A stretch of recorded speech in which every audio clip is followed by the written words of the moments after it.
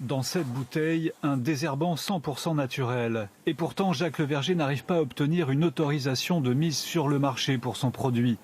Patron d'une PME bretonne, il a inventé ce qui pourrait être une alternative non toxique au glyphosate. Mais depuis 2 ans, son dossier est bloqué sans motif à l'Agence nationale de sécurité sanitaire. 2 ans de perdus pour de nombreux secteurs.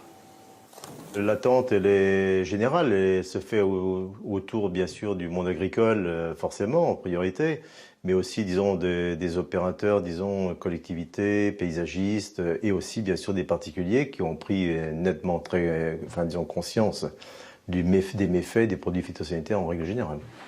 La Marine nationale a déjà testé le produit sur ses sites et il s'est montré efficace. Alors un sous-traitant de la SNCF chargé de l'entretien des voies s'est mis sur les rangs.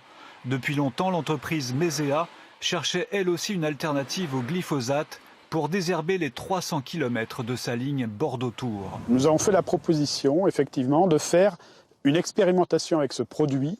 Et on ne peut pas la mener parce que le produit en question n'a pas l'autorisation de mise sur le marché. Donc nous attendons cette autorisation. L'ingénieur agronome a déjà investi 1 million d'euros pour développer son produit. Il a même obtenu une certification de l'INERIS. Ce laboratoire public l'a jugé parfaitement inoffensif pour l'homme et pour l'environnement.